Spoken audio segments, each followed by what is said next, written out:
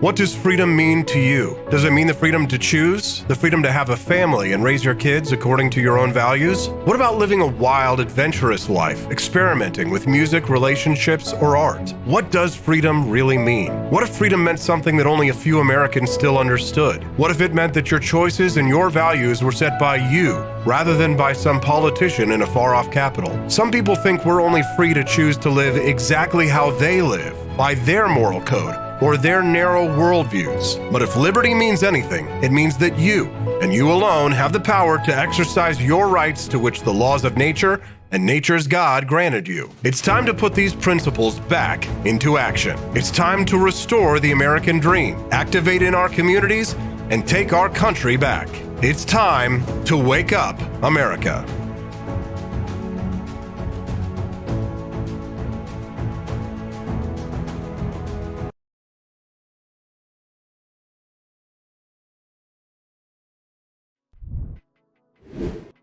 Good morning. I'm here. I made it. Rise in Freedom. I'm Austin Peterson. You're watching and listening, I hope, to the Wake Up America show at wakeupAmericaShow.com. It's been a wild ride this morning. All kinds of storms, lightning, and snow this morning led to all kinds of travel problems, and we had a guest that we were supposed to have at 7:30 who can't make it. Unfortunately, Edie Vogel's not going to be able to be here today. I know. She was going to join us this morning at 7:30 to react to Byron Donalds, Congressman Byron Donalds' interview on the Joy Reid show. Pretty great stuff. It was awesome, and I'm going to show you those clips here in just a few minutes. Yeah, we're actually here. Nice to see you all. Sorry about all that issues. For some reason, it just wasn't even showing up on YouTube, so I had to shut down my software completely. My computer reset, completely randomly. Then I had to go and I had to set up the software. Anyways, you don't care. It's a whole mess. All right, shut up, Austin. Let's just talk about the news. Okay, well, since we're a little bit behind, I will give you a brief overview of what's happening with the latest scandal from the Biden administration here in just a moment. We'll react to Byron Donalds. He was the black congressman from Florida, whose name was being put forward as an alternative for Speaker of the House. From Kevin McCarthy, the votes the other day. He went on MSNBC, and it was friggin' awesome. I'm going to share that with you this morning in just a few. At 8 o'clock this morning, Camelia Peterson is going to come on. We're going to make her squirm, talking about Andrew Tate, the latest allegations that are being made against him, which should go viral when I post those clips later, because people love to hear about that guy. People love him, people hate him, and I just... don't I only care so much that I know that it's something that you'll find interesting. You can send us a text at 573-319-1586. That's 573-319-1586. Very sorry again for the technical issues. I don't care, says Dustin. Yes, that's what I was going to say, right? The squirm will be happening at 8 a.m. when we have Camelia Peterson. What else do we have here today? How would you like unlimited paid time off at your job? Yeah, Microsoft is offering unlimited paid time off. And I got to say, that would be nice. No such thing when you work for yourself like me. So what about you? If you work for somebody else, how would you like to have unlimited paid time off? Would you feel guilty? And would you take advantage of it? I don't know. I mean, it'd be interesting because if you just kept taking paid time off, you'd be like, all right, well, I'll just keep, not coming into work. But, hey, it's Microsoft, so, not probably a great job. At 8:35 this morning, the Wall Street Journal reported that non-COVID excess deaths exceeded COVID deaths. I'll explain to you what that means and why it's important. We'll talk about that at 8:35 this morning, and it'll be a great interview. All right, so let's hit the news. U.S. President Joe Biden's aides have found a fresh batch of classified political government records at a second location in a growing political scandal occurring at the White House. Now, the first cache of documents was found at a private office in Washington, D.C. that Mr. Biden had used during his vice presidency. Now, that matter is now under review by the U.S. Department of Justice. Now, former President Donald Trump, of course, is facing potential criminal investigations for allegedly mishandling classified files himself. Now, it wasn't clear on Wednesday where the additional tranche of files was, but it's suspected that it was at this think tank called the Penn Biden Center. Now, the Penn Biden Center is a think tank that was started by the Biden family, and the White House revealed earlier this week that classified documents were discovered there. The Penn Biden Center for Diplomacy and Global Engagement. The Biden team is reporting on this. And what I'm curious of is why Joe Biden's own team is putting this out there, this information out there. It almost seems to be a leak from the presidency, which strikes me as very strange, especially the timing of all of this one. Now, Biden is, he's in the middle of this firestorm of scandal, and it's leading to renewed questions of where the funding for this think tank is coming from. Well, we know the answer to that, and a lot of the donations that are coming into this think tank, tens of millions of dollars, are coming from China. Yes, China. So what the hell? What the hell? So within weeks of leaving the presidency, Biden became the, quote, Benjamin Franklin Presidential Practice Professor at the University of Pennsylvania, which is an honorary position. And the Penn Biden Center for Diplomacy and Global Engagement was launched in Washington, D.C. the next year. But discussions about Biden's involvement with Penn had long predated the Obama presidency. So this is something that had been set up for a while.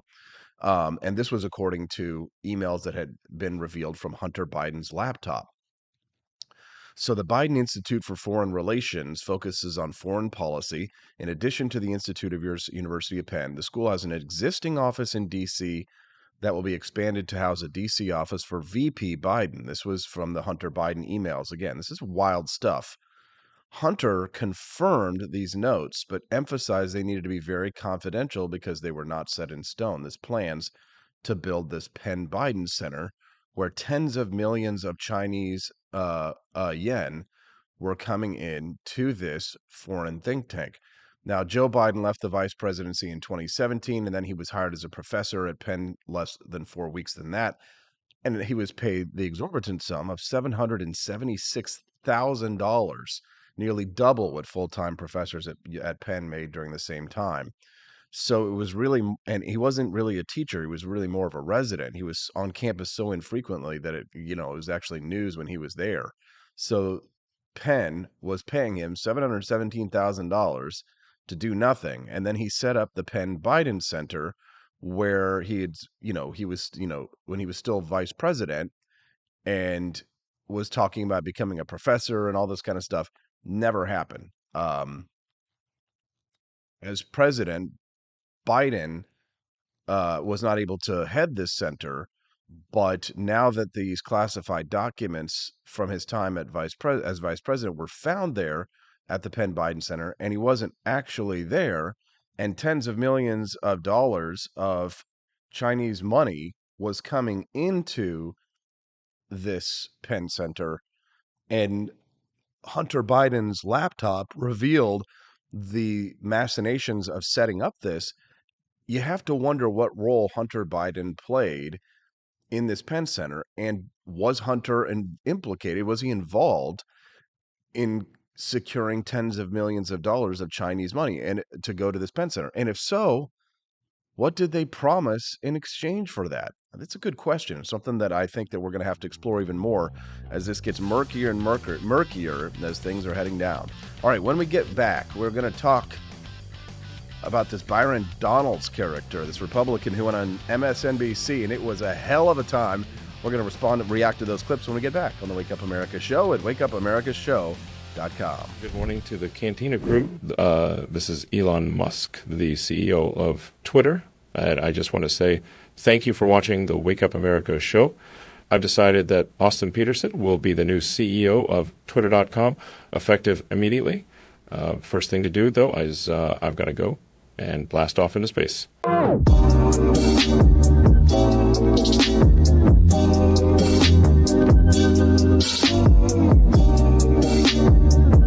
If there wasn't going to be somebody who was a fiery champion of liberty, somebody who would get out there and who would be aggressive. And if they wouldn't do it with more fire or passion than I had, then I would go and I would fight this battle for us. I've fought for the principles that we all share. Parties tend to be secondary to me. We're here because we believe in the principles of liberty. I am not a perfect messenger, but I think I'm a damn good one. This is a replica of our first president's flintlock pistol. You have my full support, my respect, and my gun.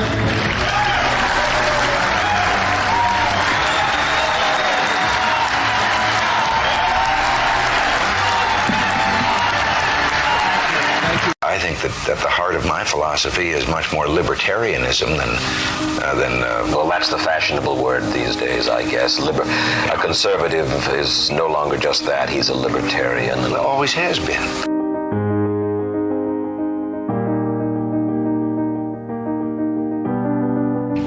Yet any time you and I question the schemes of the do-gooders, we're denounced as being against their humanitarian goals. They say we're always against things, we're never for anything.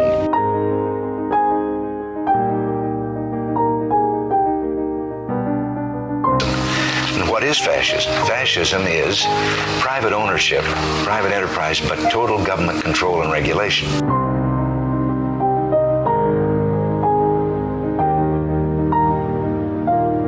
Well, the trouble with our liberal friends is not that they're ignorant.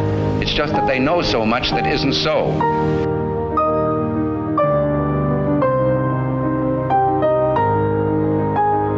If we lose freedom here, there's no place to escape to. This is the last stand on earth.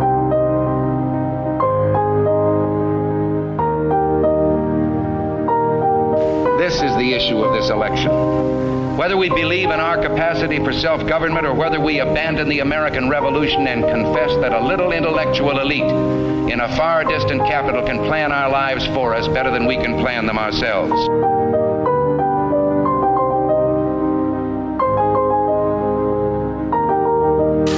Conservative, so-called, is the one that says less government, get off my back, get out of my pocket, and let me have more control of my own destiny.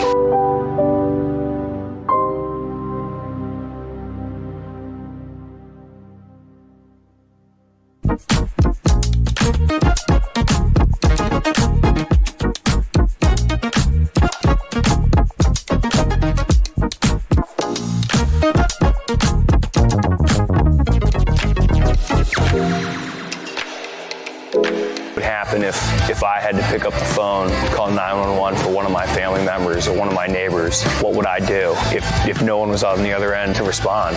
What if there was no 911? You can be a part of the solution. Anybody can be a firefighter. Male, female, younger, older. We have school teachers. We have leaders in business. Is me, you, anyone that wants to be. There is no typical firefighter. Do you hate the deep state? Do you reject the Antichrist in all his ways?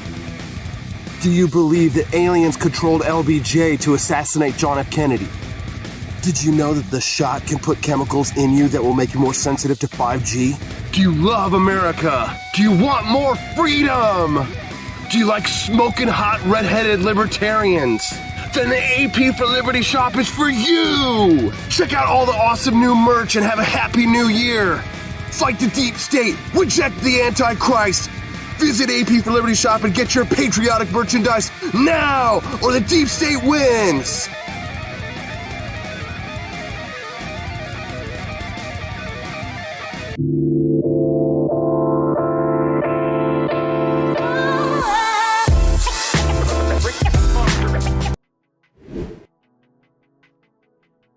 Good morning, Rise in Freedom. I'm Austin Peterson. You're watching and listening to the Wake Up America show at wakeupAmericaShow.com. It's been a wild morning weather-wise. Yeah, we've been tracking what's been going on. Have you seen these floods happening out in California?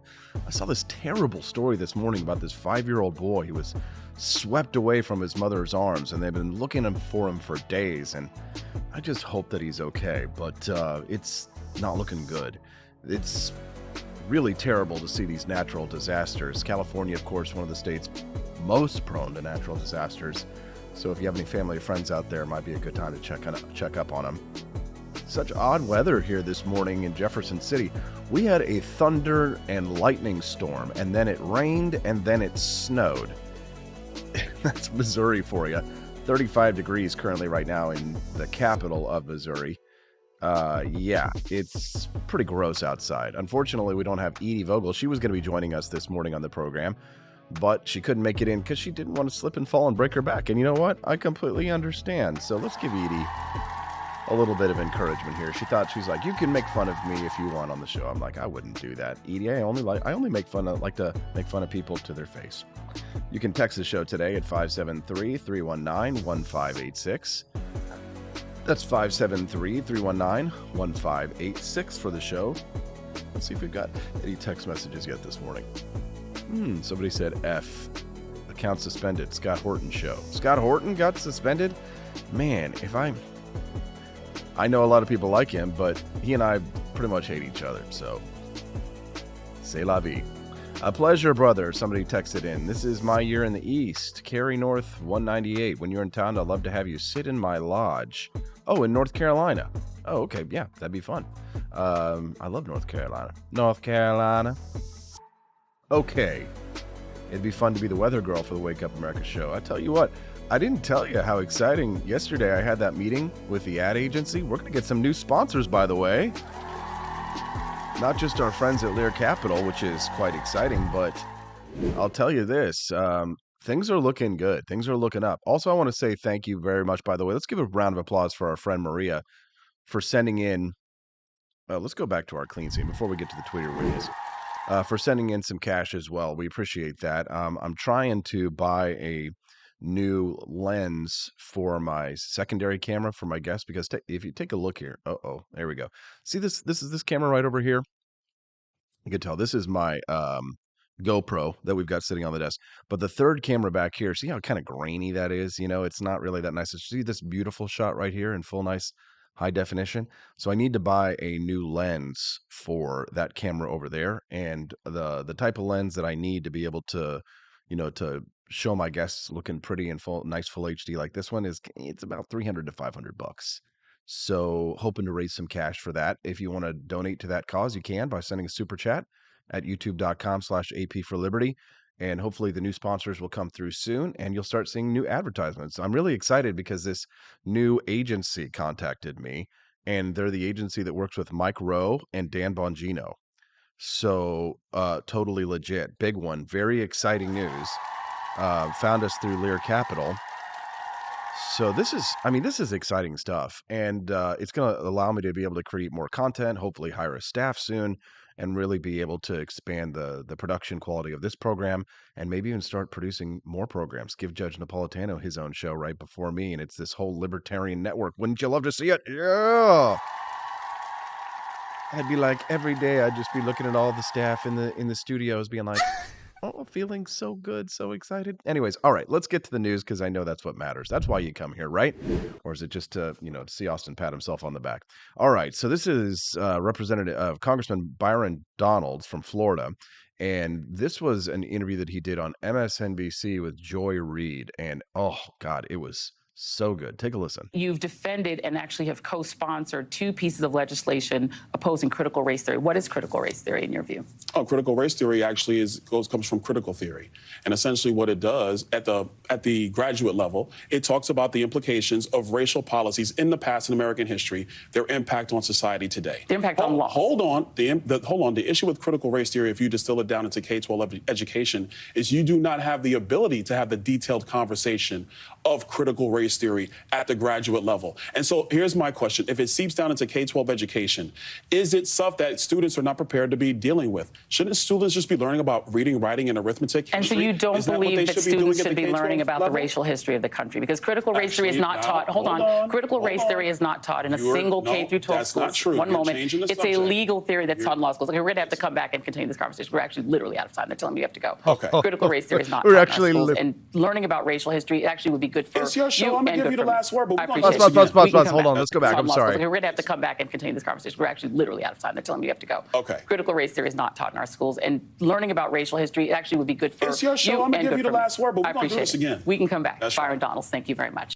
Critical theory is not taught in our schools, but it would be good if it did. It'd be good if they did teach it in our schools. Yeah, sure it isn't. That's why all these state legislatures are having to make moves to try and prevent it from being taught, because it's not being taught. You can text the show at 573-319-1586. Good morning, Manners. Nice to see you today. We haven't seen you here in a little while. Glad to have you here commenting on the show and joining us on the live stream this morning. Let's continue with this awesome smackdown from Byron Donalds, where he asks if the idea in nominating him to be speaker was to make a diversity statement. Let's continue. Because you got into it back and forth with a fellow congresswoman who was critical of the nomination, because it definitely looked like they were looking for a response to Hakeem Jeffries in you. No, that was not any. Because you've literally been there for one term, so you've never been in leadership. I'm asking you the question. I'm answering. That's what. And the reason I'm asking that, I'm just going to ask you this question, is one of the things that, I don't know that you said it, but members have said, is that they wanted to highlight the diversity of the conference. There are 4 African-American members in the House caucus, the Republican caucus. There are 56 members in the Democratic caucus. So it's more diverse. There are more African-American members just that are House committee ranking members. They're at the same number that are actually members of the entire Republican House caucus. Right. So do you not believe that the idea was to make a diversity statement by nominating him? Well, actually, first, that was not the idea, because I was in the room when the decision was made by people who chose to nominate me. That never came. And you've still not explained how you're. Pause for just a moment. All right, let me just comment on this one. Dustin, with a great comment over there, says, "I thought color was everything." Yeah, no kidding. Exactly, Joy. I thought the whole point was that the Democrats were for was elevating diversity and highlighting diversity. I mean, in theory, they want more they want more Republicans, they want Republicans to be more diverse, right? In theory, right? No, but they don't want Republicans to be more diverse. They don't want that at all. The last thing that they want is for Republicans to be more diverse, because that would go against their narrative, and that would prevent them from being able to call everybody that disagrees with their socialistic worldview a racist. Let's continue. Oh, this stuff is good. It's juicy. Yes. How you're fought, but you've never been in leadership. Joy, are you going to let me answer your question? Sure, or you tell want us. To over me? Okay. Number 2, now let's go back. The reality is that a lot of members actually do believe in my ability to lead. They do. Am I to be despised for my youth because I've served one term, when members know that I have the ability? It was young people that founded this country, and young people will restore it. Yeah. Am I to be despised from my youth? I love it. I love it. To engage other members through the conference, but it's even bigger than that. Listen, we were at an impasse last week in our speakership elections. We got that done. Kevin McCarthy is now Speaker of the House. At the same time, I was working with members on both sides of our conference to make sure that we can get the job done, and we did. And that's the only thing that matters. Oh, God, I love it. This guy is Do awesome. you know that Social Security is going to be insolvent in 2035? It is not going to be. That is not true. That is actually not true. No, it's actually not true. Now, Joy, it's actually I'm a not finance true. professional. It's actually not. But it's actually not true. In the financial community, That's actually not true. That's actually not true. Will go insolvent. That's actually not true. Those are the facts. She's a broken record here. That's actually not true. That's actually not true. That's actually not true. That's actually not true. Just shut up, lady. Jeez. That's not Should true. we not That is prepare not for true. that? What the Republican Party and what the Tea Party have proposed is privatizing Social Security. Tea Party, lady, what the hell? This lady's got some from the Tea Party years, which is why I think we need to bring it back. Don't you? What do you think? Yeah, we just got to let it not be taken over by the by the establishment like it was. Yeah, I know, right? This stuff is good. Actually subject Social Security to the whims of the market, which I don't think that people, that's not what they paid into. If you look at the returns of the S&P 500 since 2006, the returns of the S&P 500 since 2006, you're saying, so you support privatizing Social Security. No, I want to explain to you. I am a financial professional. I'm securities licensed. Actually, I just lost my licenses because I'm not allowed to trade anymore because I'm a member of Congress. But let me assure you, if you look at the S&P 500 from 2006 until today, the growth rate in the S&P 500 would have more than taken care of Social Security, way more than the federal government And has. each time that you had a crash, it would subject people's Social Security funds to crash. Hold on a second. So let me just, hold on a second. We're not going to have a whole long thing on Social Security, but let me just be clear. We're not going to let you answer the question on Social Security or explain your view of why, as a financial professional, you have more knowledge about this than I do as a stupid anchor. God, this drives me bonkers, but it's so good. It's so good. So good. Of Social Security, way more than the federal government And has. each time that you had a crash, it would subject people's Social Security funds to crash. Hold on a second. So let me just, hold on a second. We're not going to have a whole long thing on Social Security, but let me just be clear. You are in favor of privatizing Social Security. No, I'm not in favor of privatizing it. But you just argued for it. I said, you just brought it up, and I brought you the facts. But you argued. S&P 500. So if a bill came forward to privatize. First of all, we should privatize Social Security, though. We really should. I think we should privatize Social Security. What do you think? Yes. I know a lot of Republicans who are like, Austin. I know. A lot of like Dan Crenshaw types are like, oh, we'll privatize Social Security. I know Dan Crenshaw. I know Eye Patch McCain. Let's go you before. No, because what we should be doing. Okay, then it's a moot point. It's not a moot point. Then it's a moot point. She just repeats, just shouts them down. She's like remember when Bill O'Reilly used to do this? She's like the Bill O'Reilly. You're trying to put words in my mouth. But you just explained that the S&P would be a better return than Social Security. Better returns so then you're for privatizing. That is a fact. Okay, so don't cheapen privatization when the data is crystal clear that the returns would have been better. Okay, you're for it. You've said that you're for it. That means that it would have been a better situation than what we've seen to this point. He's not for it. You're for it. Good. God, this lady. Shut up, Joe. Good God. All right. So now we continue on where he goes on, talked about the wokenization of the Department of Defense. God, this is so good. Isn't this good? This is like, man, this is juicy. I wish I had some good content like this every day for the morning show, but usually I do, right? Is because recruitment is down at the Department of Defense. Recruitment is down. If our military is not prepared to deal with battles in the future because recruitment is down, shouldn't we go on and investigate all the things that Wait, hold on a second. No, hold on. What are woke policies at the Department of Defense? Here is what I'm telling you. If there are issues at the Department of Defense that are decreasing recruitment, because the numbers are crystal clear at this point, and we have many members of our military who have complained about some of the programs that are going on at DOD. We have a responsibility to get to the bottom of that. My friend Jody Arrington, who's going to chair budget, he wants to look into the budget and also look into entitlements. Do you know that Social Security is going to be insolvent in 2035? It is not going to be. That is not true. That is actually not true. No, it's actually not true. Joy, it's actually not true. It's actually not true. But it's actually not true. The financial community. That's actually not true. That's actually not true. Will go insolvent. God, that stuff is just insane. But it's very entertaining, isn't it? Oh man, that really just got a thrill up my leg. All right, when we come back, how would you like to have unlimited paid time off at your job? More and more employers are rolling it out. And then we got Camelia Peterson joining us at 8 o'clock. Let's make her squirm on the Wake Up America Show at wakeupAmericaShow.com. Want an engaging website to boost your business? You're just a click away from 5-star Fiverr talent. Hundreds of freelancer skills like web design. Head to Fiverr.com today and get something started. American conservatism is distinct, like America is distinct from the United Kingdom. American conservatism's roots comes out of the Wild West, out of pioneerism. The difference between American conservatives and European conservatives is that Americans are cowboys. We are that God, guns, gold, and girls. It's wild here. And we should stay that way. We shouldn't allow a European version of conservatism to come and infect us here. We like it wide open spaces here, deep in the heart of Texas and all that.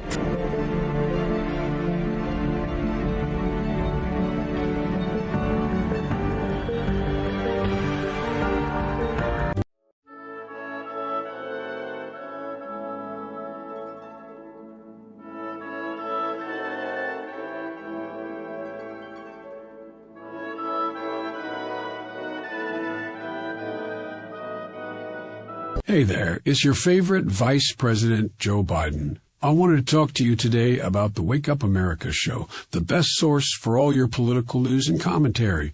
But before I get started, let me just make sure I have all my notes in order. Okay, where was I? All right, the Wake Up America show. It's a great way to stay informed and make your voice heard. Boy, what was I saying again? Oh, right. The Wake Up America show. It's important that we all stay engaged and knowledgeable about what's going on in our country and, the thing. But hold on, where was I going with all this? Oh, yeah. The Wake Up America show. It's a fantastic resource. And if you really want to make a difference, man, you can sign up to be a monthly donor at wakeupAmericaShow.com/support. Now, where was I? Oh, that's right, the Wake Up America show. So if you want to stay woke and support a great cause, head on over to wakeupAmericaShow.com/support and sign up to be a monthly donor today. And if you're feeling generous, you can even give a donation in my name. Thanks for listening, and keep on keeping on, America. Come on, man.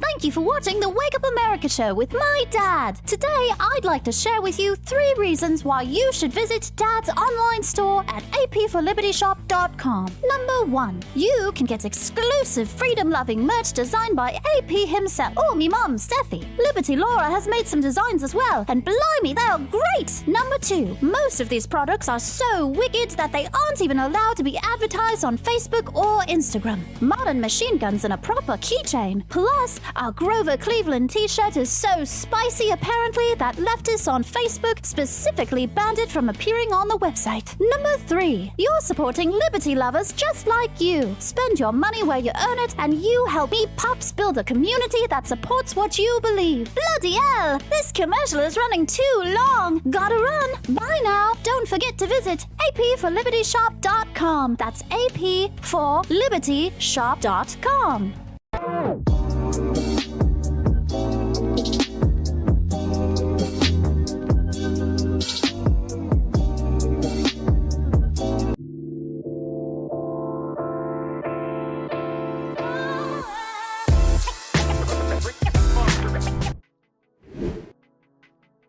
Good morning, Rise and Freedom. I'm Austin Peterson. You're watching and listening to the Wake Up America show at wakeupAmericaShow.com. We've got lots more great content for you today. What did you think of that Byron Donalds character from Florida? Boy, wasn't that good stuff there? MSNBC, let's give him a round of applause. What do you think? All right. Let's talk a little bit about paid time off. We're going to talk about that in just a moment. But first, very briefly, I want to make you aware we've got a bunch of new great stuff over at the Wake Up America shop, the AP for Liberty shop, Wake Up America gear at the AP for Liberty shop. Make sure that you check out the AP for Liberty shop. Yesterday, I sold a t-shirt to a lady who bought one. It's our Deregulate Machine Guns shirt. Yeah, we've got a Deregulate Machine Guns t-shirt over on the shop. And a whole bunch of new like synthwave stuff that's kind of in the theme of the Wake Up America show. See like that awesome like sun with like the really techno background going on, stuff like that. That style, art style is called synthwave. Somebody says, is that Buddha Trump? Yes, it is Buddha Trump. I've got a Buddha Trump sitting behind me right over here, actually. Let's head over to the clean scene. So you can see it right over here. Hey, back there. Donald Trumpo. That's our special silky Trumpy Buddha. He's a little bit extra. check out that AP for Liberty shop at apforlibertyshop.com. Get yourself some sweet merch. Help support the growth of the show. We got 34 people watching right now, which means we need to get serious and give them some news. How about that? Unlimited paid time off. Would you like to have it? What the hell is unlimited paid time off? Microsoft will no longer require their U.S. employees to formally record vacation thanks to a new discretionary time off policy. Man, this sounds friggin' amazing. They're giving their U.S. employees unlimited time off. What? How does that work? Basically, you just go on vacation and you never come back and you just keep collecting your Microsoft paychecks. God dang. That must be nice. What do you think about unlimited paid time off? Would you want that at your job? Would you even take advantage of it if you had it? Would you take advantage of unlimited paid time off? I feel like I would, but I don't fit well working for other people, if you've noticed. I don't stick around. I do a lot better working for myself. Wouldn't you say? Don't you like it? Me, myself, and I. But how about you? The changes start on January 16th, and it means, listen to this, even new Microsoft employees don't need to wait to accrue vacation time. Microsoft offers 10 corporate holidays, leaves of absence, sick and mental health time off, time away for jury duty, bereavement, and employees that have an unused vacation balance will get a one-time payout in April. So hourly workers don't get the unlimited time off, nor will employees that are outside the United States. And Microsoft actually said that the federal and state laws, wage and hour laws, make it difficult to offer unlimited time off to hourly workers. So, well, hourly workers, you can blame the government for that. Now, Microsoft isn't the only company doing this. Salesforce, LinkedIn, which is owned by Microsoft, Oracle, and Netflix all offer these unlimited time off policies that are similar to Microsoft's. The new policy is on the heels of Microsoft allowing employees to work from home permanently and the company's $1,500 pandemic bonus for employees. I never got a pandemic bonus. For all the news coverage that I did get an award from the government of Missouri, though, or at least the Public Health Association of Missouri. Hey, I know. Hey, listen, I did good coverage during the pandemic. At least I thought so. But this article over at Forbes.com that is skeptical about this unlimited paid time off. They call it a reverse psychology tool, keeping Americans at work. American employees, of course, employers are not required by law to offer any paid leave to their employees, which is, compared to the United Kingdom where they're required to. But the thing is that the employers all do it. They offer paid time off because they know they need to be able to attract good talent. Yeah. Not everything has to be forced by the government. You can tell that the guy who wrote this is from the UK, because in the United Kingdom, they offer a minimum of 28 days, and parts of Europe can stretch it to high as 43 days. Can you imagine? Europe. Imagine being able to be free of any kind of responsibility in global leadership or in production. So here's the thing. There's three questions here for unlimited paid time off of why this guy thinks that it's a trap. Loyalty is one, reverse psychology is another one, and then routine is the third thing. So Richard Branson launched his own initiative and said, treat people as human beings, give them flexibility, and I don't think they'll abuse it. They'll get the job done, right? And so, will loyalty keep employees in the office and not take unlimited time off? So family offices are what a lot of businesses are. So here's the thing. Stephanie and I, we both run our own businesses, and Stephanie helps me run my business at AP for Liberty Shop. Like, she packages up the Buddhas, right? She you guys have got to see Stephanie sometime. I've got to take a picture of Steffi. Steffi literally goes, she'll take the Buddhas after I get done printing them, and she puts on a gas mask, okay? And she goes out into the garage and she spray paints the freaking Donald Trump Buddhas. Now, do you think that Stephanie is going to slack? Or Stephanie actually pushes me to get these products out faster. So, I mean, loyalty, honestly, what if I was like Stephanie, how would you like, Stephanie, I tell you what, here's the new policy for the family business. Unlimited paid time off, Stephanie, for the business. she's not going to take it, right? Loyalty. So, that's, family people. We kind of operate with a very intimate team, and, there's a flat structure, right? So, we both wear many hats, right? She's, pushing me to get the tax stuff done, and I've got to, do this and get the licensing and all this stuff, get the business license and all this kind of thing. So, unlimited paid time off, not going to fly around here. And that's the thing, like loyalty, right? So we're loyal to one another. So we're going to work our asses off for each other. Another one, reverse psychology, is what this writer over at Forbes is complaining about. He says, could this just be a marketing tool to keep employees at work? He writes, as a human race, we all want what we can't have. And when we get it, we don't always want it. Good point. He thinks that the same rule might apply here. While the idea of spending unlimited days on a beach with family or friends sounds like a dream, is that just idealism? In reality, it's impractical and lacking in the routine or structure that humans require to survive. Or could it just be a culture shock to the ones accustomed to having minimum paid time off? Yeah, so Stephanie and I are going to go to Japan here in a couple of months, or 2.5 months. And I'm going to feel guilty the whole time that I'm not doing the exact same structured routine of the Wake Up America show like I typically do. I'm going to have to figure out some kind of other kind of content schedule to make sure that I'm still, providing value to the advertisers and stuff. I mean, technically I have unlimited time off, but it's not paid time off. If I take time off, I'm not making money. So if you work for Microsoft, if you work for someone else, I guess it's a lot easier because, in theory, you could have unlimited paid time off. So yeah, we still respond to clients and are doing work on the go when we're on vacation. That's very true. Steffi says, routine. After all, the United States is the only developed country with no federal law requiring employers to offer paid holidays to employees, which suggests its employees are not accustomed to having time off. Could this simply be too much of a culture shock? Whichever the reason, unlimited paid time off is keeping employees at work. Would you give it a go? I guess that's the question. Send us a text or a super chat or whatever you like. 573-319-1586. If you had unlimited paid time off, would you take it? I don't know. Quest texted in, said, acknowledgement of my 10 years with my company, I get 10 more days off. I always felt I had to rush vacations with only 12 days a year. 22 versus 12 makes a difference. Yeah, I bet it does, Quest. That's a big difference.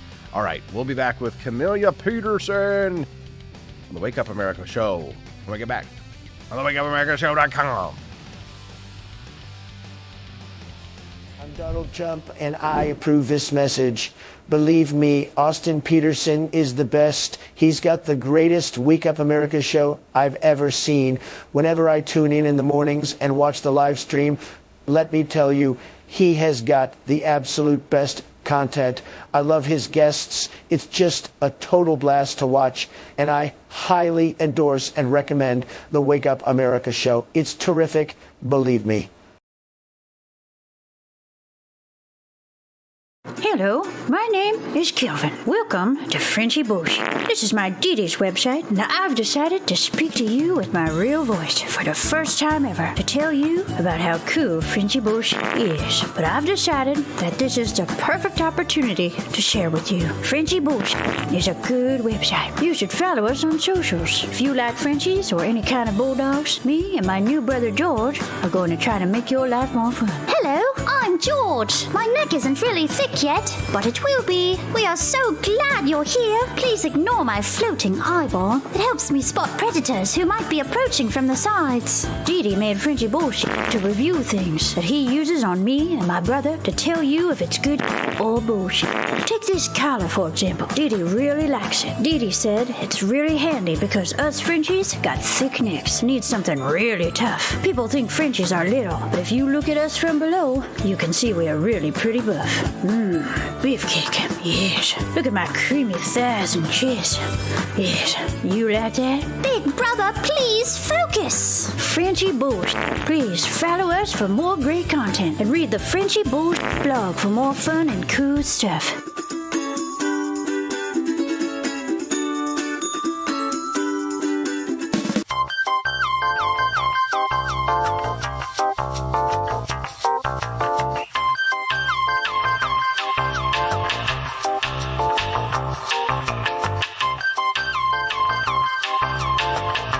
I'm a public defender. I am a public defender. I'm proud to be a public defender. 80% of Americans accused of a crime will get appointed a public defender. Everybody from a speeding ticket to capital murder. For every dollar we spend on public defenders, we spend $3 on prosecutors. Public defenders have to do pretty much everything on their own. Social workers, counselors. Investigating is another piece of it. The average public defender holds 300 cases annually. You never feel like there's enough time. Public defenders have health issues all the time. A lot of people give up and say, I can't do this work anymore. Gideon's Promise trains, mentors, and supports public defenders.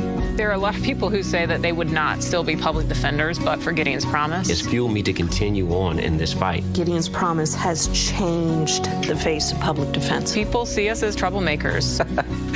Good trouble only. We don't make it easy. It should not be easy to take away someone's liberty.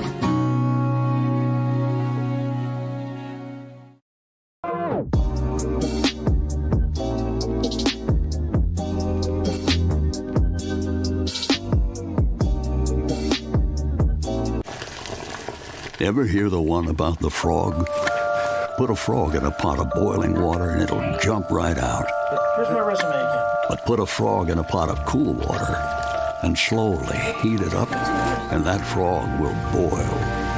It's a lie. But as a metaphor for us and all that we go through as veterans, Do you have any real-world experience? it's a story that rings true. We make excuses for how we feel. We push everything down. We tell ourselves the lie that it's easier to stay in that boiling water, to disconnect. And some days, maybe it is. But you've never been interested in easy. Make no mistake, reaching out is hard. Do it anyway. You're not alone. You've got this. You are not a frog. Find resources at va.gov/reach.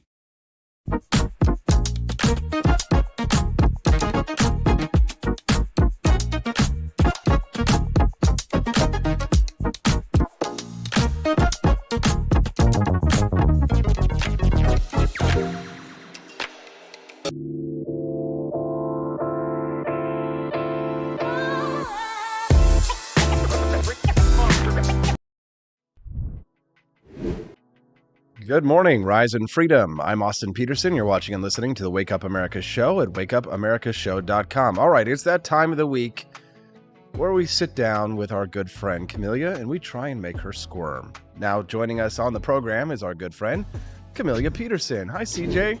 How you doing? Good morning. I'm doing well, thank you. Good morning.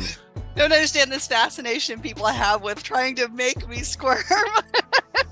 Is it that easy? It is. Well, it's not that easy, actually. I've got to get weirder and weirder every week, in picking the topics that I have. This is your fault, though, because you've been working on this for so long now that you've started desensitizing me to these things. Which means that it's just like a drug addiction. I've got to get things, spicier and spicier. So I guess we should just start with, how's your love life, Camellia? We are not talking about my non-existent love life, but It's non-existent. Aww. I was actually, but can I jump back to your last topic real quick? Because I wanted to tell you that AF Americans for Prosperity, we actually have unlimited paid time off. Really? Oh, okay. Yeah. So and that was. Explain this to me. All right, unlimited paid time off. So literally, I go on vacation for a month if I feel like it. Well, yes and no. I mean, the thing is what you were talking about in there really does kind of get at what actually ends up happening with that, because that was really hard for me to wrap my head around whenever I first started, because I was like, what? How does that work? You don't even have like a set maximum amount of time that you accrue, and there's like no certain starting point when you start accruing it, just like from day one. It is what it is. But how it works is it is between you and your supervisor, and essentially, I mean, the principle of it is if you're getting done what you need to get done, then if you need to take time off, you guys talk about that. And so I guess it somewhat depends on your relationship with your supervisor, but it is a cultural shift where it does kind of put the responsibility back on the employee to kind of make that determination. Do I deserve this? Have I got done what am I doing my job well? So I don't know about the reverse psychology part of it, but I do think that it does make, in some ways, it makes the employee more responsible for judging the quality of their work. Yeah, I guess so. So, I mean, like I would feel guilty if I took too much time off away, and I Right. would yeah, and the problem, of course, is that it depends on what sort of industry you're in. If if you're Sure. replaceable to a certain extent, but I mean, it's I can't use myself as like an average for whatever it is that other people might do because being a radio host or a talent or something like that, it's you're an essential worker. Right. But let's move on to the topic that I brought you on here to discuss. Andrew Tate, I know you find him sexually attractive. Oh yeah, so And hot. this is your idea of an alpha male. But what's the latest news here with Andrew Tate? Is he in jail, out of jail? What's the news? I think he is still in jail, and I would tell you, just within the last 48 hours, I first told someone, I was like, I would be happy if I never had to talk about Andrew Tate again. And then like the next day somebody asked me, who is this Andrew Tate? I had no clue he even existed before 2 weeks ago. And I'm like, okay. So I know that sometimes we get tired of some of these people, but I do think that, when they come into the public spotlight, it is important to talk about, why they are so popular, because it addresses some important cultural issues as well. But Tate, I believe, and his brother, and a couple other people are still in jail, because I think after they were arrested, that the authorities asked for a 30-day extension. And so, as far as I know, that's where they still are. They've been charged with organized crime, trafficking, rape. There's a number of things. There's not a whole lot of details that come out about that yet. But, this is not something that's necessarily, I know it was a running joke with, Greta Thunberg and the whole pizza box thing. And that's really not what tipped them off per se, but it was kind of a fun coincidence. But, he had been raped. Go ahead. I was just going to say he was rated, right? So the thing is the question surrounding the legal system that he's placed himself in. I know that he was, I guess, born in the United States as an American citizen, but then he lived in the UK. But do we know why did he choose to live in Romania? So you're right. He lived in Chicago, and when he was a child, and then his parents divorced, he, lived with his mother then in England, and went from England to Romania. Everything that he has said when he's done interviews, and he says a lot of things where he shoots himself in the foot, but he made no bones about it, that he wanted to move to a place that had fewer laws. And he did make reference. He didn't really come out and say it, but a lot of people make hay about it. He did make reference to the fact that he thought that the Romanian laws on rape were looser. He's like, I'm not a rapist, but and so I don't know about that. There's been a lot of discussion about the age of consent in Romania, and people were like, oh, it's 15. Well, it's actually not. It's 18. And their laws for age of consent are very similar to the US laws. So, he did talk about, he didn't like the whole Western culture and that it was hypocritical.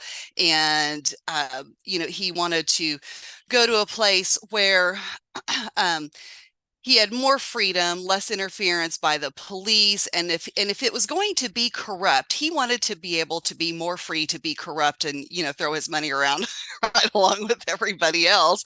But, but he also at the same time, thought that that Western culture is in decline and immoral and all of those kind of things. So, I'm just going to say it that Andrew Tate has a lot of psychopath traits. No shit. Oh, the funny thing is, what I love about guys like this is that they come out and they talk about the decline of the West and how the West is in moral decay. The guy's literally a pornographer and a pimp, right? I So, know. so I mean, like, Psychopath. how are you gonna lecture us in Western society about the decline of Western society and the degeneracy of Western society when you yourself are the model example of degeneracy? You know what I think the problem is, Camellia? If you're just tuning into the Wake Up America show with Austin Peterson, I'm speaking to Camellia about the arrest of Andrew Tate. I think the problem with Andrew Tate is that our society lacks good, strong, fundamental male role models. And that Sure. is, as we have, if you want to talk about the decline of the West, a lot of the decline of the West has a lot to do, I believe, with the emasculation of the American male. And with the rise of postmodern feminism and the feminization of our society, we have played, a caricature of masculinity like Andrew Tate is a replacement for true masculinity, which is a man who has humility, who has, pride and boldness and courage, but you can have all those things and still treat women with respect. Like there was a gentility and a if you will, a chivalrous sort of an attitude that the American male had previously. Now, can we blame all of those things on the American male? I'm not entirely sure that we can. It's not to say that there shouldn't be a lot of personal responsibility from the men in our society and they need to step up and be more responsible. But I don't believe men are being incentivized to be responsible in our society. And I think that has a lot to do with the fairer sex. Would you agree?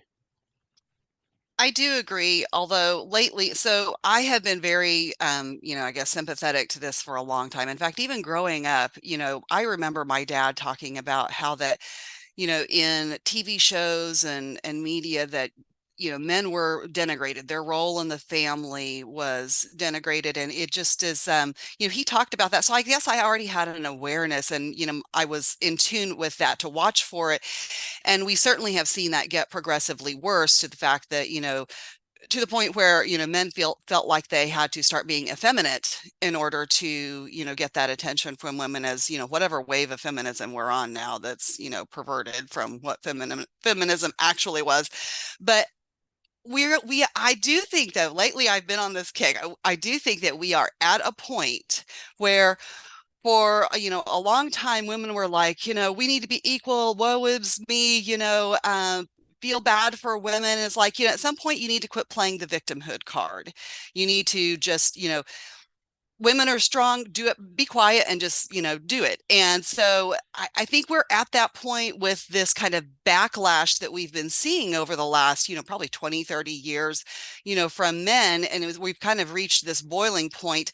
And I think that it's kind of time for men to stop using this as an excuse to go after people. I mean, to like, have Andrew Tate type people as their role models and say, well, this is because of what women did, because I'm sorry, it's time to man up and just be a man and stop whining about it and stop playing the victimhood card. True. If that's true, then you need to woman up and you need to start acting like, yeah, you need to start I acting wholly like agree. women. Yes. Yeah, Yes. if men need to man up, then women need to women up. And in that situation, Absolutely. and underneath that, under that scenario, you need to stop posting photographs of your ass on Instagram for the entire world to see. You need to start showing a little bit of modesty. Men, the thing is not all men are like Andrew Tate and want prostitutes, right? Right. When men, expect a modicum of decency and modesty from their females. And so that means that women, are going to have to take some of their cherished assets and stop displaying them for the world to see. That means that women probably need to start thinking about getting married at a younger age. It means that they might have to drop out of the workforce. It means that they might have to make like $1 less an hour than a man at a job, right? They're going to have to start accepting biological realities. And the problem is that I think with women, they want to have their cake and eat it too. We all do. But Sure. because fundamentally society sees women as more valuable than men, and I'll tell you that, that's one thing that Andrew Tate says that I absolutely agree with, is that Yeah. in society, men start out with a value of 0 and women start out with a value, like being on third base, right? And so unfortunately, because of that reality, if men have to man up, right, they're going to have to go through the kinds of trials and tribulations that Andrew Tate did, becoming a professional kickboxer. Manning up means, joining the military, putting your life on the line. Manning up means going out and putting yourself in a dangerous workplace where occupational hazards make it so that the workplace injuries are going to be much higher for us, right? So if that sacrifice is being made on behalf of men, then sacrifices need to be made on the other side of women. And I don't think women are ready for that conversation yet, because I think you're all, in terms of being soft, nobody is softer than the white American liberal female. Well, I do not disagree with you on this. But I will say that I do think that women are going to be, because you're right, it's the thing to put yourself out there and all of your cleavage and all kinds of cleavage. And so, I do think, though, that part of the backlash that is happening to women now is that they're having trouble finding the quality men that they're looking for, because this is what they do, and they attract the kind of men that they really don't want. Somebody was just telling me the other day, was talking to me about, how the girls in the high schools or whatever, and, what they're wearing and how much they're showing and things like that. And that they think that this is, attractive or whatever. And the thing is a lot of women think that it's going to be more attractive, and maybe it is up front if they show more of their bodies. But I don't think they realize that for men, there is an allure to a certain amount of mystery as well. Oh, absolutely. And I mean, not to just kind of like out myself too much or be a little too personal here, but I can tell you that a woman that was very forward with me, intimately, quickly, I did not see as relationship material. Yeah. The sooner a woman was forward intimately, the less likely I was to consider that this is a person who I believe would make a good long-term stable relationship, right? Because, like, the fact is that if you want to get a good man, if you want to attract a good man, you need to make the kinds of evaluations, and you need to show that you value yourself, right? Right. That you yourself are a valuable a commodity. And so, it's just unfortunate that these kinds of conversations are so politically incorrect that it's impossible for us to have them, unless they're in the context of like the Vice debate. That, I don't know if you saw Sydney Watson when she was on Vice News, the feminism panel the other day, when she was like I getting didn't get to shouted. see that. Oh my God, it was so good, where she was getting shouted down and screamed at. I'll try and pull that up and play that clip if I can when we get back from the commercial break. But I mean, this has been a one that I think really shows, where women are at. But I mean, again, at the end of the day, it does boil down to a situation where, women have made great strides and made great progress, and who wants to give up progress that's being made? Who wouldn't want to go and have a lifestyle of an exciting career and start a family? But I mean, the problem is that, in terms, if there are not very good male role models, if Andrew Tate is not a good male role model, who are the good female role models out there, Camelia? I mean, I guess I should ask you, and maybe this, you weren't ready for this, but what women out there do you admire and look up to today? Well, and I can't think of really very many major public figures that I mean, I guess I don't think about that very often anyway, that I look up to per se.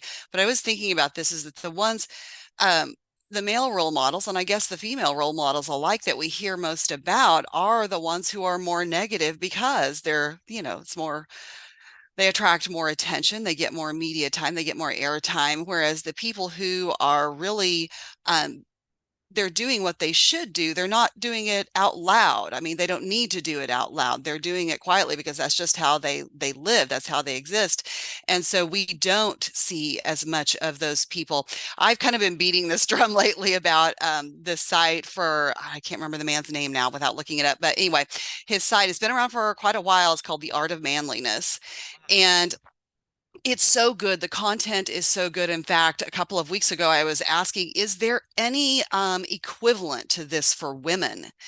And there's not that I know of. In fact, I was talking to a lady, a mutual friend of ours, about, someone when you retire, somebody needs to start something like this, because we need something that has this kind of content for women that, discusses, how we should be dealing with each other socially, and, from a philosophical perspective, and how we make ourselves better people, how we use very practical skills, not only as a woman for our roles as women, but in the home and, in the workplace. So the art of manliness, covers all of those kind of things, and it's directed at men, and it's so good. I listen to a lot of the stuff because it's just, good content overall for anyone, but it definitely is geared toward men. And I always encourage people to check that out, because I think it is an excellent, when you talk about what's the right kind of role model, what are the right things to look at, that's where you can find that kind of content.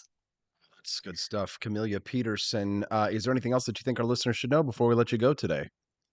Well, the only thing I would say is that, we talk about these kind of things and you're like, oh my gosh, we talked about this again or whatever. But sometimes it's the little things that maybe somebody hadn't heard, some of these points of view about this. It makes them think about something in a little way. So I would turn that around and say, sometimes all of us think that the little things we do, the little things we post, the things that we share don't matter, and they don't make a big difference in the world, in the big scheme of things. But this has kind of been a thing that's been coming up with me lately with a lot of people that I've talked to. And what I have been telling them is that history has really not been made by major, events and people, so much as that has been, the convergence of lots of little things and lots of little accomplishments that everyday people are making. And so keep being you and doing your thing. I like that, Camellia. Very good, positive message from Camellia Peterson, editor of the libertarianrepublic.com and activist at Americans for Prosperity. Thanks, Camellia, for your time. We appreciate you. Have a great Thursday. Yeah, have a great Thursday. All right, I found that clip, guys. You're lucky. I found the clip that I was talking about from the Vice panel. I'm going to play it for you now here on the program so you can see what I was talking about. You've got to see this epic takedown from the feminism debate. The title is "She Destroyed Feminism in Less Than a Minute." All right, let's take a listen to this. Feminism isn't actually about equality. It's about equality when it benefits us. It's really about women wanting special privileges and treatment at the expense of men often.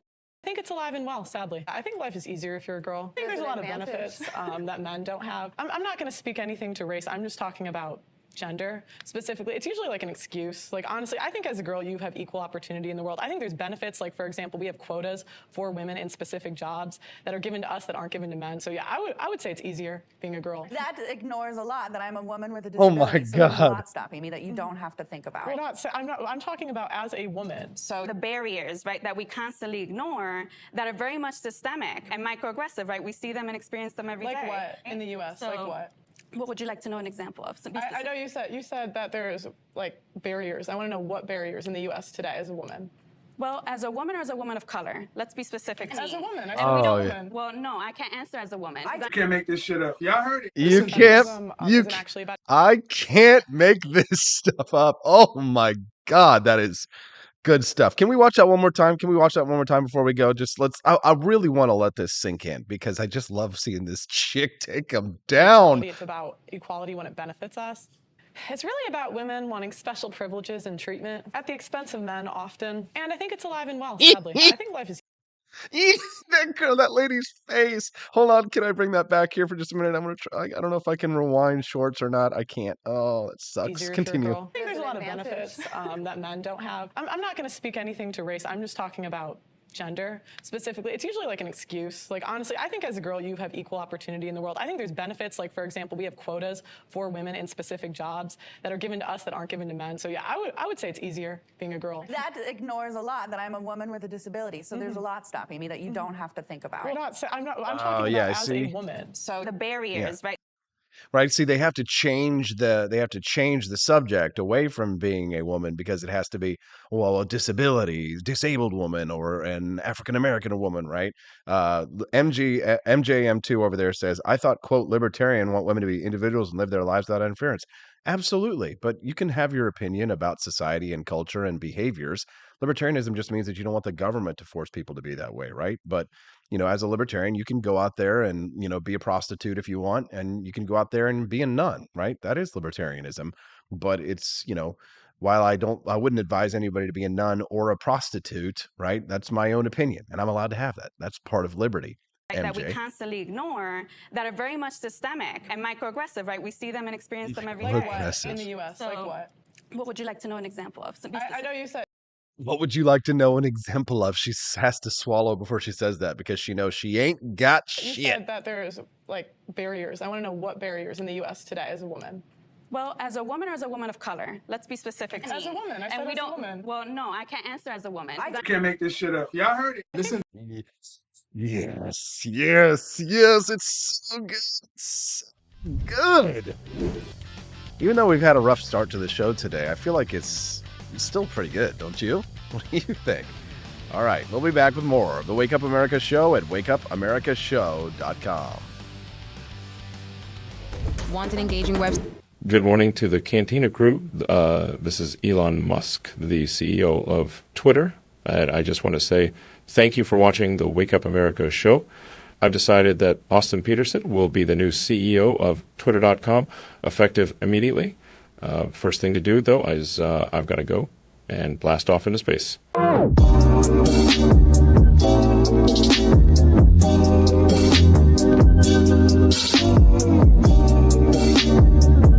If there wasn't going to be somebody who was a fiery champion of liberty, somebody who would get out there and who would be aggressive, and if they wouldn't do it with more fire or passion than I had, then I would go and I would fight this battle for us. I've fought for the principles that we all share. Parties tend to be secondary to me. We're here because we believe in the principles of liberty. I am not a perfect messenger, but I think I'm a damn good one. This is a replica of our first president's flintlock pistol. You have my full support, my respect, and my gun.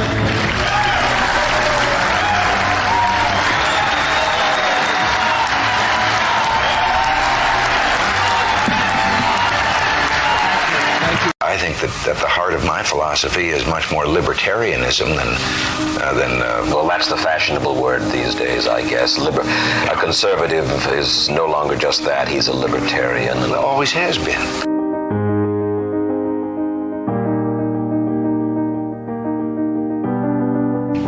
Yet any time you and I question the schemes of the do-gooders, we're denounced as being against their humanitarian goals. They say we're always against things, we're never for anything.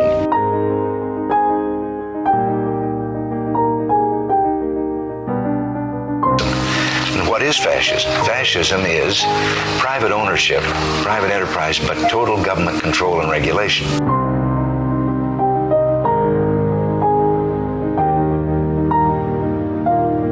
Well, the trouble with our liberal friends is not that they're ignorant. It's just that they know so much that isn't so.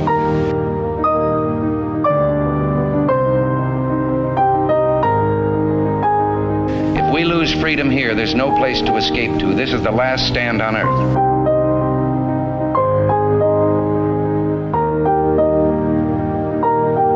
This is the issue of this election.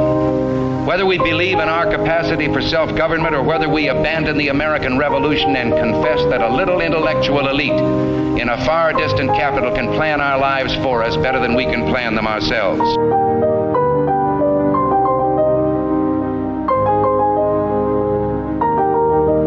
The conservative, so-called, is the one that says less government. Get off my back, get out of my pocket, and let me have more control of my own destiny.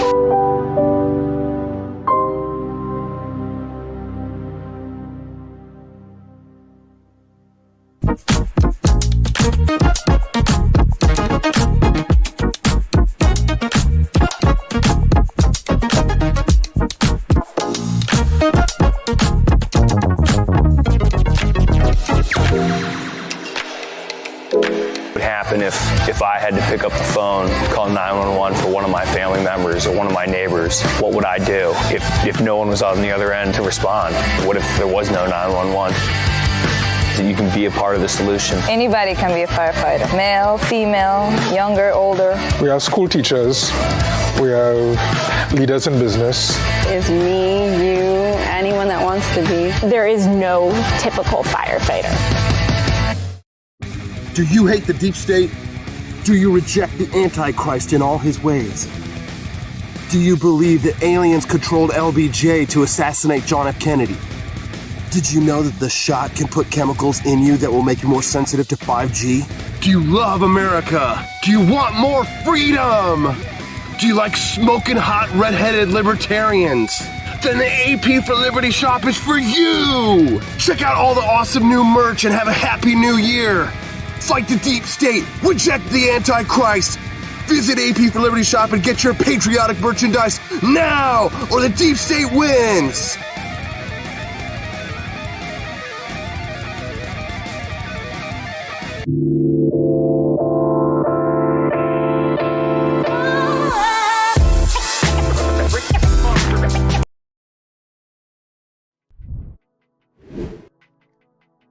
Good morning, Rise and Freedom. I'm Austin Peterson. You're watching and listening to the Wake Up America Show at wakeupAmericaShow.com.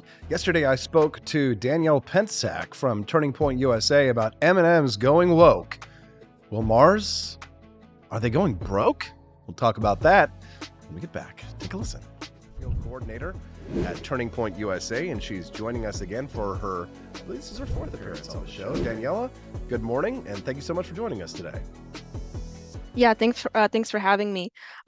Yes, Mars Incorporated, the company behind M&M's, has finally answered the question to what is a woman, and by doing this, they have featured an all-female cast on their new M&M packaging, including a new female purple character that is supposed to represent body positivity somehow. So I guess she's slightly larger than the other M&Ms, but I gotta say that Wait. as a woman. So is the peanut M&Ms, is that like is it They're the just Go ahead. the ones with the peanuts are probably the trans M&Ms, frankly. But as a woman myself, I gotta say that when I found out about this campaign, I wept for several hours, with my mom, in fact, because finally, we're being represented where it matters most, and that is candy packaging. Truly an area where female representation is not being done. And we're quite disadvantaged there. But in all seriousness, what this marketing campaign is, I believe, is that this is Mars's attempt to distract consumers from the fact that they have been part of an ongoing legal process for quite some time now for violating child slavery laws in foreign countries, which is Mali in this case, in their cocoa harvesting process. And this progressive messaging is nothing new for the company. I'm sure a lot of us remember the green M&M discourse that happened last year. It was large enough to get into Tucker Carlson, where they had their green M&M character transition from go-go boots to sneakers, and that sparked quite enough outrage to distract us from the legal proceedings that were going on at the same time that marketing campaign was launched. And I have no doubt that this one that's happening right now is no different. And I think when it comes down to it, consumers need to be aware of the fact that these large corporations, they care nothing about their bottom line. And in this case, for Mars Incorporated, I think they're just trying to distract us from their reputation, which is frankly down the drain right now legally. Wow, that's some great analysis there from our friend Daniela Pensack, who's joining us now. She's a field coordinator for Turning Point USA, who's joining us on the program to talk about M&M's announcing that all of their M&M's will be female M&M's in this new progressive packaging policy that they're advancing. So you say that it's about distracting from their very anti-progressive policies in their cocoa harvesting in Mali. But can I ask you, closer to home here? I mean, isn't it kind of insulting that you have them sort of pandering to women with this without actually doing anything to advance female causes? Oh yeah, absolutely. As far as their marketing goes for empowering females, they're as far as Mars Incorporated goes, they are disadvantaging and disempowering young girls in foreign countries. So I think that this kind of marketing probably is just a way for them to compensate for the fact that they suck at what they do really, by empowering people. So yeah. I love that you say that with such a deadpan. Daniela, the movement on the left is obviously hypocritical in terms of, advocating for one thing and advancing, a set of ideas while, what essentially constitutes virtue signaling to a large degree. Can I ask you personally, I mean, how did you sort of come to these conclusions and realizations yourself? I mean, had you always been somewhat more of a conservative or right leaning on things like this, or because it's very it's not very typical to find young people like yourself who have the types of policies that you tend to favor. Yeah, well, I've always been a leading conservative, at least that's how I was raised. And I think that when it comes to things like campaign marketing and like this type of progressive marketing, I think for the most part, I think the average American can see past it and can see through it. We're not really this like marketing and promoting these progressive policies or progressive agendas is nothing new when it comes to American corporatism. We see it, like I mentioned last week, every June.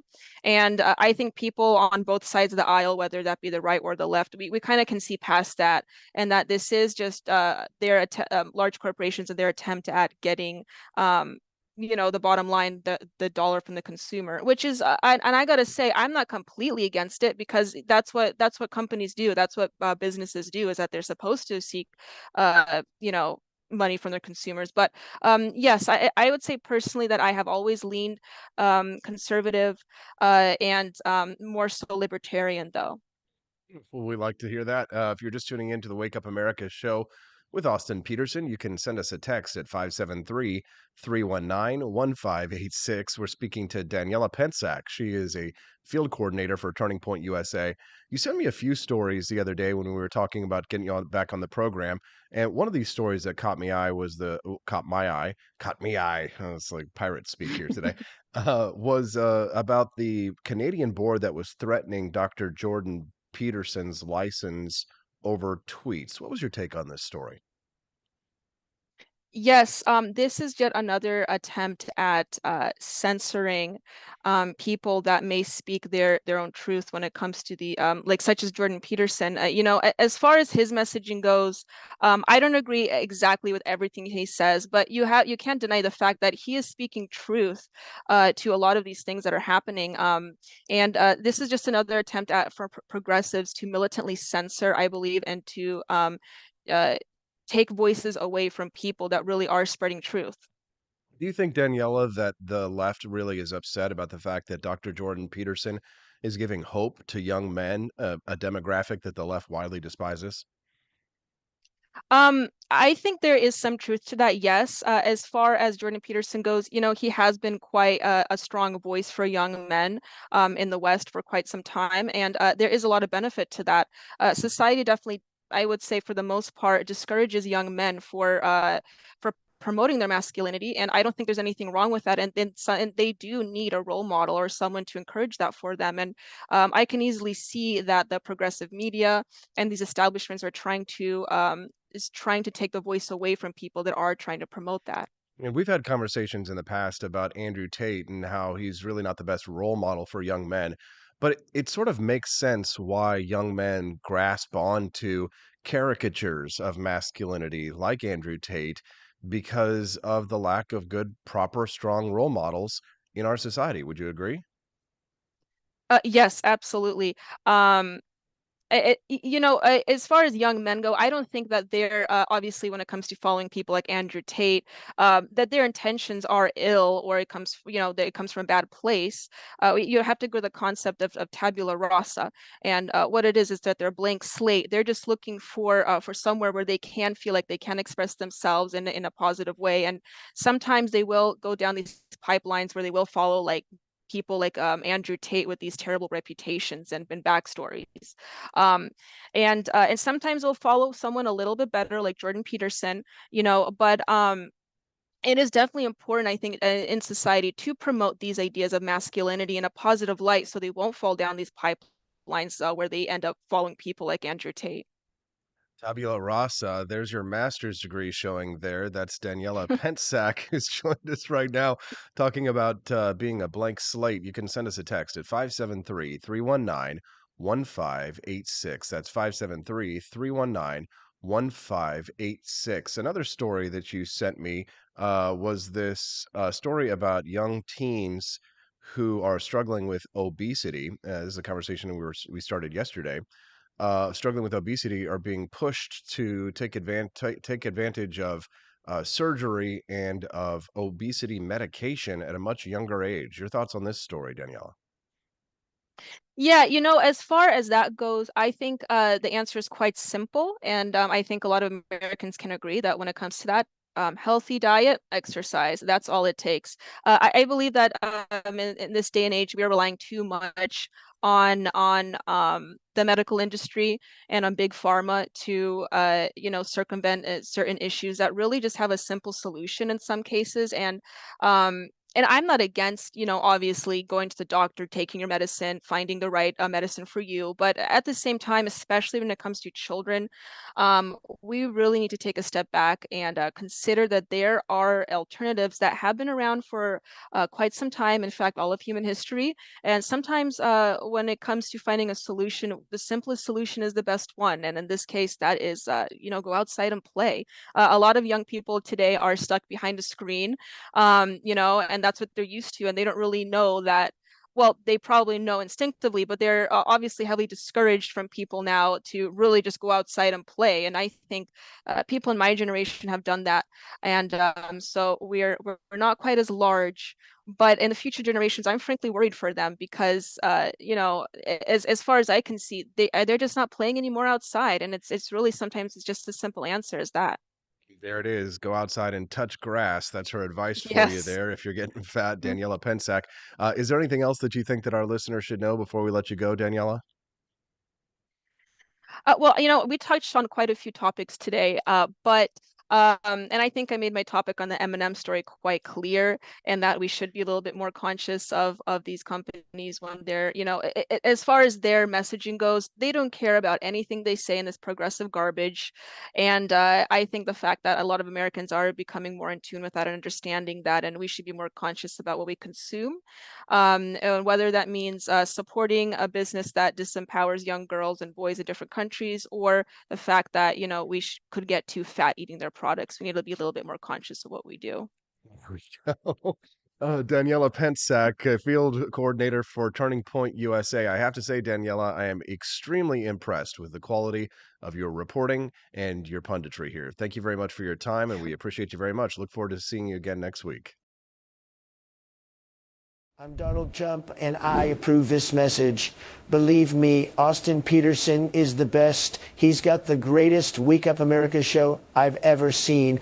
Whenever I tune in the mornings and watch the live stream, let me tell you, he has got the absolute best content. I love his guests. It's just a total blast to watch, and I highly endorse and recommend the Wake Up America show. It's terrific, believe me. Hello, my name is Kelvin. Welcome to Frenchy Bush. This is my Didi's website. Now I've decided to speak to you with my real voice for the first time ever to tell you about how cool Frenchy Bush is. But I've decided that this is the perfect opportunity to share with you. Frenchy Bush is a good website. You should follow us on socials. If you like Frenchies or any kind of bulldogs, me and my new brother George are going to try to make your life more fun. Hello, I'm George. My neck isn't really thick yet, but it will be. We are so glad you're here. Please ignore my floating eyeball. It helps me spot predators who might be approaching from the sides. Didi made Frenchy Bullshit to review things that he uses on me and my brother to tell you if it's good or bullshit. Take this collar, for example. Didi really likes it. Didi said it's really handy because us Frenchies got thick necks. Need something really tough. People think Frenchies are little, but if you look at us from below, you can see we are really pretty buff. Beefcake. Yes. Look at my creamy thighs and chest. Yes. You like that? Big brother, please focus. Frenchy Bush. Please follow us for more great content and read the Frenchy Bush blog for more fun and cool stuff.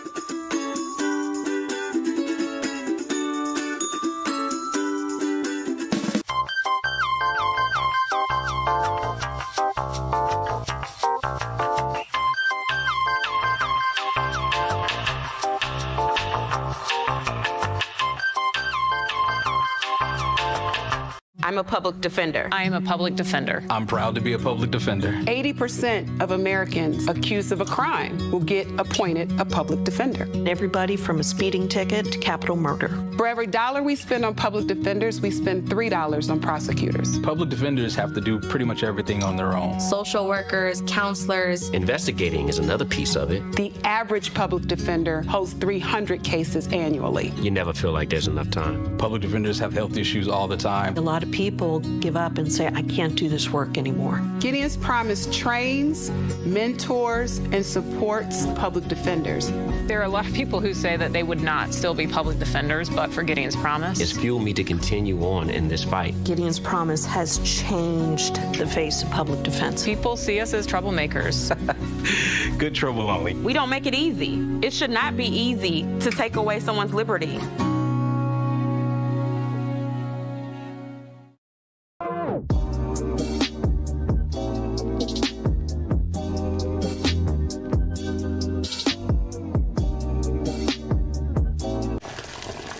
Ever hear the one about the frog?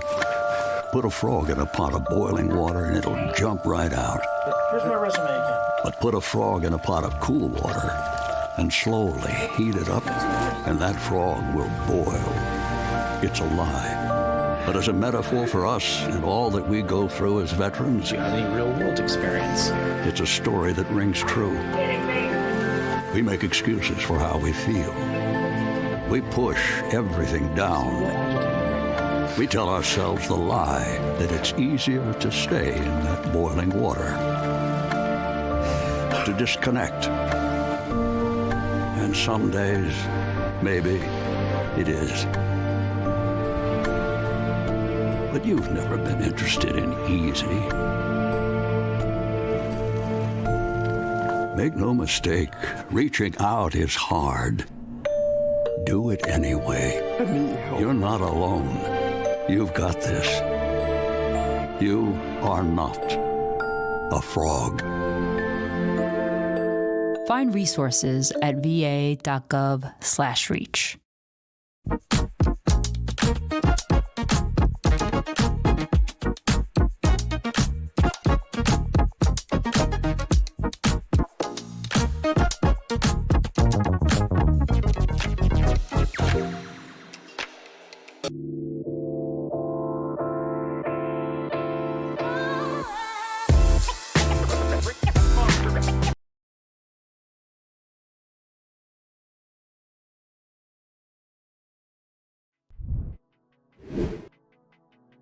Good morning, Rise and Freedom. I'm Austin Peterson. You're watching and listening to the Wake Up America show at wakeupAmericaShow.com. We're almost out of time today. It's been kind of a weird one. A little bit of technical issues today. Hopefully things will continue to be okay. I got to contact my providers, find out what happened today with the stream.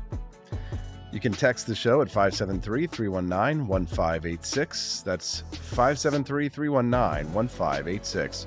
One of our listeners texted in from the 573, said, just look at the shape we were in when we had Rush and his 20 million listeners a day. Just think of what kind of shape we would be in without him. God bless Rush Limbaugh. Rest in peace. Thanks so much for texting in on that. We appreciate that. 573-319-1586 is the text line. Have you been enjoying my Guns of the President series? I've been doing these 1-minute videos, explainer videos, talking about the Guns of the Presidents. And the interesting thing is that for some presidents, there really isn't a lot of information about the specific types of firearms that they owned. I was trying actually to do Grover Cleveland the other day, and there isn't a lot of info about the types of guns that he had. And so there's a bit of a gap in the presidents. Some of them we know a lot about, the type of guns they used. For example, George Washington, we can find out what types of guns he used while he was in the British Army, and then when he was in the Revolutionary Army. And then after that, there's a bit of a lull. It's a little tough to find out some of the other presidents' guns. I did do Calvin Coolidge. Our friend Tree Rogie, who joined us this morning, was asking about it. And unfortunately, Thomas Jefferson guns. He had guns, but we don't know exactly what kind. We can make a guess, but I can only put out information that I find to be pretty accurate. Yeah, the guns of the presidents, 1 minute long videos. I do one every single day, and I've been really excited by the response from them. Yesterday was Franklin Delano Roosevelt, who, I know a lot of libertarians are, I know, not big fans. But it's still kind of interesting to find out that he was in a wheelchair, and so he still wanted to use guns, so he set a mount on his wheelchair, which was kind of fascinating, an interesting little historical tidbit. I think today I might do Ronald Reagan. We'll see. Speaking of guns, the Third Circuit is considering whether nonviolent crimes justify the loss of Second Amendment rights. Brian Range is a gentleman who, because of a misdemeanor welfare fraud conviction, is no longer allowed to own guns. Back in 1995, Brian Range pleaded guilty to fraudulently obtaining $2,400 in food stamps by misrepresenting his income. He returned the money, paid a $100 fine, and court costs, and then he served 3 years of probation. Now, this misdemeanor conviction in Pennsylvania came with a lifelong penalty. He lost his constitutional right to keep and bear arms. Now, his case is going to be heard in the U.S. Court of Appeals for the Third Circuit next month, and it poses the question of whether that policy, which prohibits gun ownership by millions of Americans with no history of violence, violates the Second Amendment. Federal law makes it a felony to purchase or possess a gun when you have been convicted of a crime punishable by more than a year of incarceration. When a state classifies a crime as a misdemeanor, that disqualification applies if the maximum penalty exceeds 2 years. Range's crime was punishable by up to 5 years in prison, which meant he was no longer allowed to own a firearm. When he tried to buy a deer hunting rifle in 1998, he failed the background check. He thought it was a mistake. His wife bought him a rifle and then another, but he tried to buy a gun himself, and he was again turned away. So he had to go and find out that he was a prohibited person, even though he hadn't been convicted of a felony. So he sold his hunting rifle that his wife had bought him to a gun dealer. But for that law, he says, he would have kept the rifle and might also have bought a shotgun for home defense. So that's the question, and I want to put that out to you. If you have been convicted of a misdemeanor crime where you've actually not done anything, if you've not done anything violent, should you get your gun rights? Should you have your gun rights back? I think so. I would even argue that in theory, you should, even if you commit a violent crime and are convicted and serve your time and are released, should get your rights back. Because the whole point of serving your time is so that you're supposed to be rehabilitated. And if somebody says, well, they're too violent to be able to own a gun. Well, if they're too violent to be able to exercise their rights, then why are they out on the streets? Should they even be allowed out on the street? Why are we releasing someone that we have a fear of violence? Because in theory, if you're afraid that they're going to go out there and commit violence with a gun, a gun law that is not going to stop them from going out there and getting a hold of an illegal gun anyway. So once you've done your time, your rights should be restored. In my opinion, I'd love to hear your thoughts on that. Send us a text, 573-319-1586. That's 573-319-1586. You're supposed to have been, have paid your debt to society. In my opinion, that means that you should, say that you paid your debt. I had another story for you here. It doesn't look like I'm going to have time to be able to get through it. But I do think that it's worthwhile for your time. I'm going to drop this over in the live stream for you all to read, because I think this information is useful and I can't get down into it. The nitty gritty. Yeah. How deadly were the COVID lockdowns? For Americans under 45, there were more excess deaths without the virus than with it, meaning that people who died from alcoholism, from obesity, from overdoses, homicide, hypertension, heart disease, and diabetes, those deaths outpaced COVID-19, and you can blame that on the lockdowns. I dropped that information over there, the Wall Street Journal, so that you can have a read on that one, because I think that it's certainly a very important topic. It's something you're going to want to have in your debate arsenal. All right, I got to go. I'm going to go figure out what happened with the live stream earlier today, see if I can't solve those technical problems, and we'll be back tomorrow, rain, shine, snow, whatever it is, on the Wake Up America show at wakeupAmericaShow.com. Oh, one last question before I let you go. Before you guys leave, can I ask you a favor? I got to get a new lens for that camera back there. See how grainy and like red and nasty that is? Yeah, it's going to cost me like $300 or $500. Would you mind dropping a super chat over there? Any amount would help, right? Over at youtube.com/AP for Liberty. Drop a super chat. $5, $10, $50, $100, right? $300. Just help me buy the lens right away. That would be nice. Need to get one that looks as pretty and clean as this, right? So that when I have a guest in studio, they can look nice, right? But those lenses are super expensive. And, you know, my other camera died in the explosion, the pipe explosion. So if you wouldn't mind a super chat, a donation, would be super grateful. Help me buy that new camera lens. We just keep growing and building and getting better and better. We'll see y'all tomorrow on the Wake Up America Show at wakeupamericashow.com.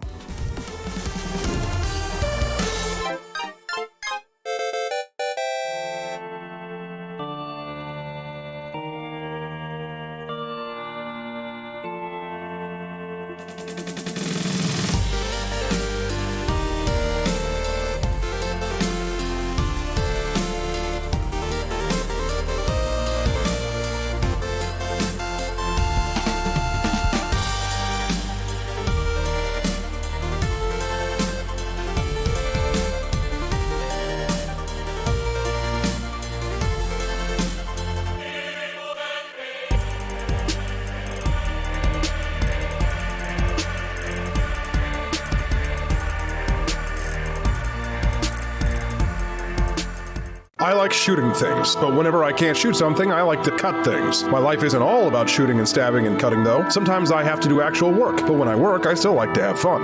And there's nothing less fun than trying to cut with a crappy knife. Thankfully, from the ancient sect of Christian knights, who also loved cutting and stabbing, comes a new implement that has received my personal blessing, the Templar knife. Like the ancient sword of Excalibur, you don't choose a Templar knife, it chooses you. You just decide what kind you want on the website first, however, and then order it online, and then it chooses you. The Templar knife comes in a variety of shapes. As a man of culture and taste, I have decided I will never use a terrible knife again. And thanks to the inspiration provided by this excellent product, I have decided to launch a new crusade against anyone using less than superior knives. Join me, brothers and sisters, by visiting uppercuttactical.com/pages/Templar-knives. That's a lot of slashes. For that, you'll need a Templar knife. For 10% off, use code AP for Liberty and join me in a quest for glory, for liberty, for Christendom, for the Templar knife. Get yours today. Fire.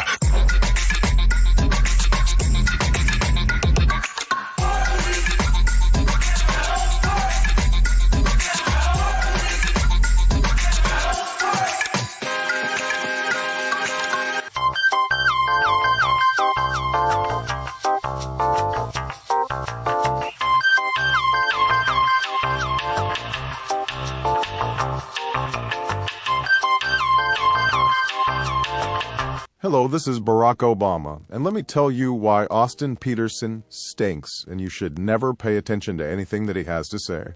First of all, he's a libertarian, and we all know libertarians are idiots. They don't realize how important government is to everything that we do. I recently became aware that Austin has opened up a libertarian shop at apeforlibertyshop.com. Now, I'm asking you as a personal favor to me that you never ever visit apeforlibertyshop.com. With all of the great Liberty merchandise there, the last thing that we need to do is to get people spreading this message around the country, because then they might start thinking that they don't need government. And that's the last thing that good Democrats like us want. So if you love democracy, like me, and hate freedom, then don't visit AP for Liberty Shop. Like I said, whatever you do, do not visit aporlibertyshop.com. I'm Barack Obama, and I approve this message.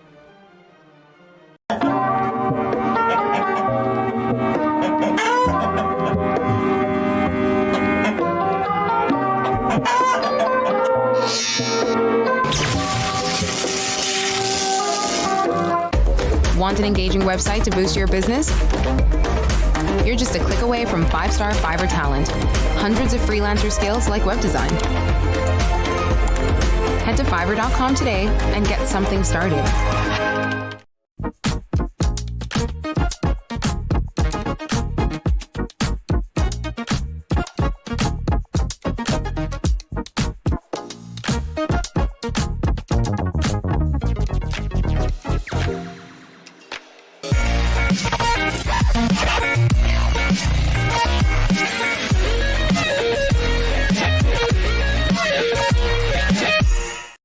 When I was in foster care, I never knew when I would have to move, so I always had my suitcase ready to go.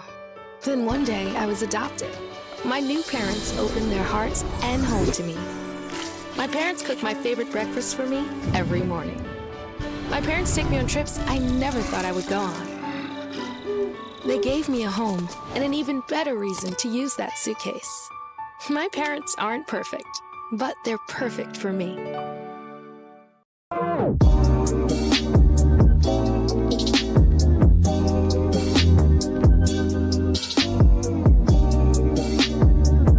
I would remind you that extremism in the defense of liberty is no vice. It is better to settle these matters in the courts than on the streets, and new laws are needed at every level. But law alone cannot make men see right.